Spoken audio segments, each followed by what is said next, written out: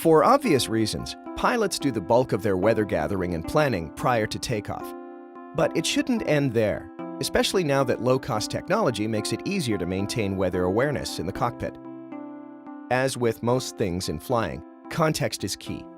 On that clear and a million day with nothing in the forecast along the entire route, there's probably not much weather to occupy your attention.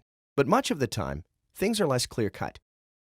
Case in point, deteriorating weather conditions. You know, that constant back and forth. Do I press on? What's going to be on the other side of these buildups? Will I be able to get into my destination before the convective activity is on the field? In this video, we'll talk about how to maintain strong situational awareness with respect to weather and how to use that awareness to make good decisions should things not go as planned.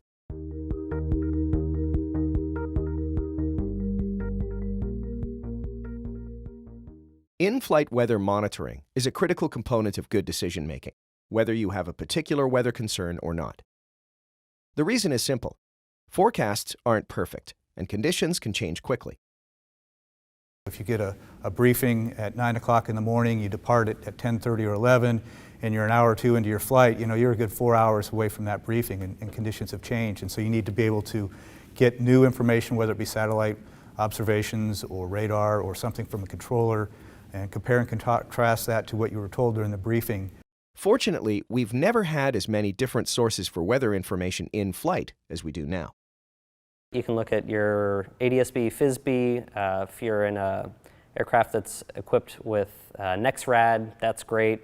But then there's also the older ways of getting weather in flight. I can listen to different ATISs or AWOSs in the area. I can call flight service. I can listen to HIWAS. An excellent source of information that all too often goes unused is ATC. Key the mic. Ask, what are we seeing up in front? Are there other aircraft that have perhaps taken the same route of flight? Are there better options? Are there suggestions? Is there another pilot on the frequency that can tell me what the flight conditions are up ahead? All of those are questions that I don't hear nearly enough. Every air traffic control center has got weather service meteorologists in them, and a lot of that, the reason they're there is to provide weather information directly to pilots. So if they get in something they can't handle weather-wise, meteorologists can go stand right next to the air traffic controller, talk directly to the pilot, and help them make a decision to improve their situation. Another good source, arguably the best source for actual conditions, is one that's sadly neglected by GA pilots: the PIREP. It's not that frequent that you see a pilot report made by an Archer or by a 172, and I think it would help everyone out a lot. If you're flying around out there and hey, maybe the weather is a little worse than the forecast said, call flight service, call local air traffic control and just say, hey, here's what's going on. They don't need to know everything. They want to know the important stuff. Is it really turbulent? Is there icing? Is there precipitation? Things like that.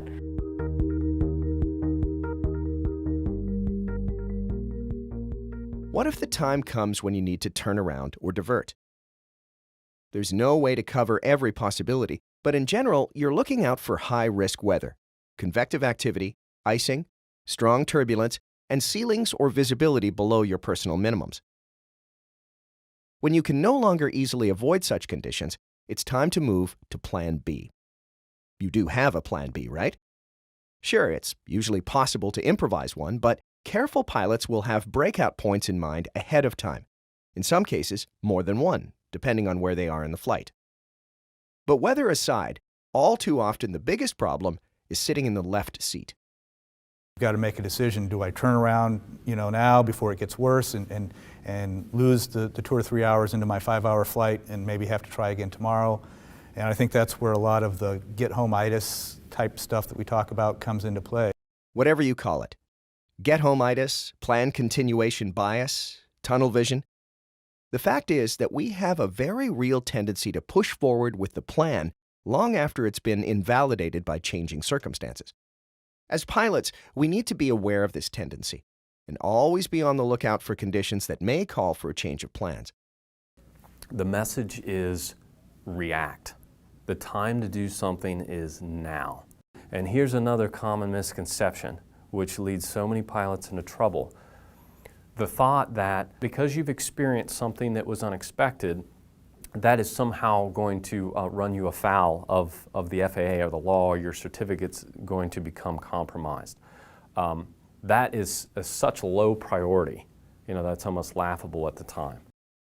As things change, the idea is to enter a constant cycle of assessment, decision, and action. Not debate whether that AWAS was malfunctioning or whether the pilot of the Cessna in that PIREP knew what he was talking about. Likewise, don't pin your hopes on the one bright spot, the one airport that's holding out above minimums when everything else has gone down the tubes.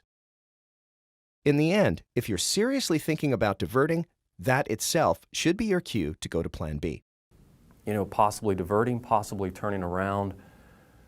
Diverting, turning around is never a wrong decision. I'll emphasize that point again. It's never wrong. A no-go decision is never a wrong decision. Perhaps there could have been an alternate decision, but that certainly wasn't the wrong decision. Remember that you can always change your mind and keep going. But on the ground, you'll have the luxury of doing it in a comfortable FBO with a hot cup of coffee and plenty of time to look at the weather in detail.